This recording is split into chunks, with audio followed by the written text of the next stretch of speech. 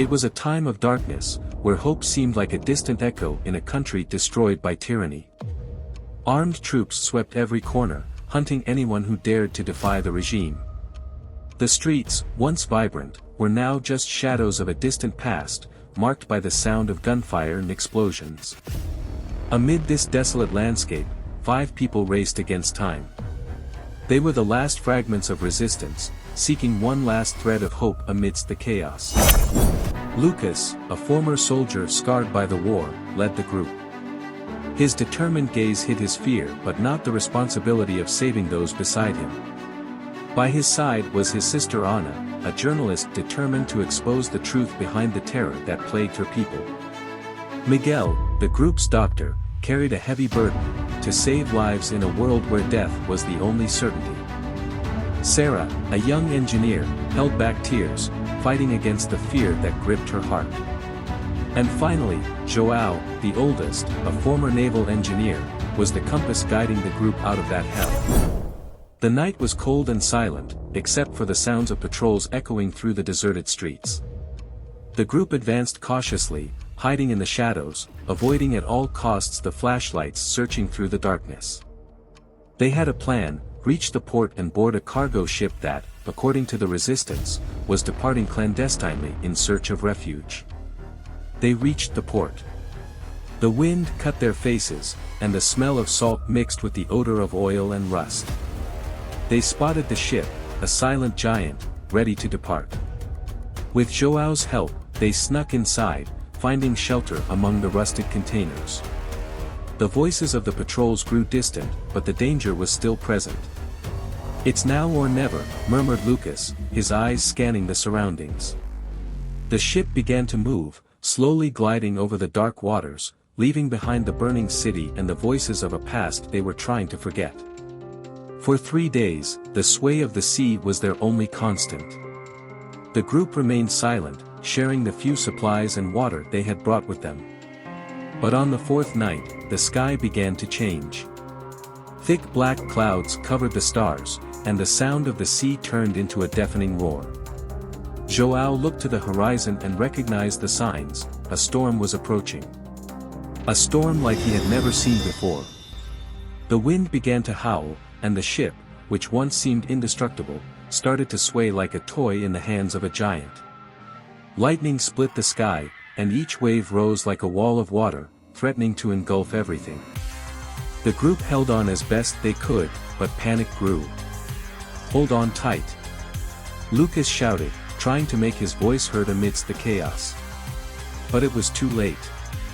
A colossal wave struck the ship with force, splitting it in half. The sound of metal tearing and the roar of the waves drowned out everything. Lucas, relying on his survival instincts, led the group in a desperate run to the deck, where a lifeboat was tied up. Amidst the storm, they fought against the wind and water pulling them away, until they finally released the lifeboat and jumped into it. The ship, a giant of metal, was swallowed by the ocean, and the lifeboat drifted alone in the furious sea. The waves carried them for hours, maybe days, until the sea finally calmed. But now, they were adrift, surrounded by an infinite, silent ocean. The scorching sun beat down on them, and thirst became as much a threat as the waves that had nearly claimed them. The tension began to grow, and fear turned into despair.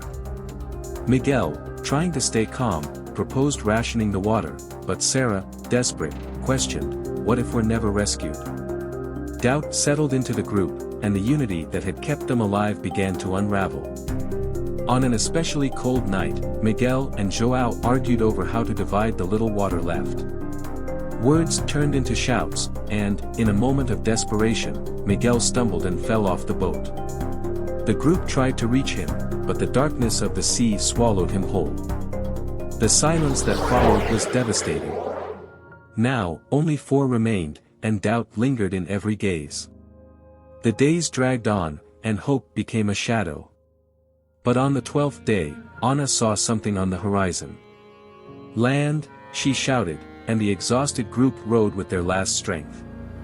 As they approached, they realized it wasn't a welcoming beach but a wild island, surrounded by dense vegetation and the echoing sounds of the forest. Even so, it was their only chance. The group landed and ventured into the jungle. The vegetation was tall and thick, blocking out the sunlight and creating a claustrophobic feeling. The sounds of animals surrounded them, and each step was a struggle to make a path. But what seemed like a refuge quickly turned into another nightmare. As they searched for shelter, Sarah was attacked by a creature that emerged from the shadows. Lucas fought to save her, but she was gravely injured. With no resources and time against them, Miguel did what he could to care for Sarah, but the conditions were too severe. The group split up. Lucas and Ana knew they had to keep moving, leaving Miguel and Sarah behind. In a tearful farewell, they promised to return once they found help, but deep down, they all knew that promise might never be fulfilled. Lucas and Ana walked for days, facing the jungle and the dangers it hid until they saw something that looked like a structure. A city, but not like the ones they knew. It was a primitive city, made of wood and stone, surrounded by the jungle. The inhabitants, dressed in animal skins, watched them with suspicion. They slowly approached, raising their hands as a sign of peace. Led to the leader of the city, an old man who seemed to carry centuries of history in his eyes, they heard his story. He explained that many years ago, others fled from the same war-torn country and founded a new home here, in the midst of the jungle, far from violence and terror. The city was simple but prosperous and offered Lucas and Ana a chance to start over. Time passed, and Lucas became one of the city's protectors, using his skills to safeguard his new home, while Ana joined the council, telling the stories of those who were lost so that no one would be forgotten. But one night, while exploring the community's ancient records, Ana found something that made her pause. It was a symbol carved into a stone, a map that linked back to their past, to the country they came from. A symbol she recognized. Could it be a way back? Even in the darkest moments, there is always a light that guides those who have the courage to move forward. In a world devastated, hope can be found in the most unlikely places, for those willing to fight for it.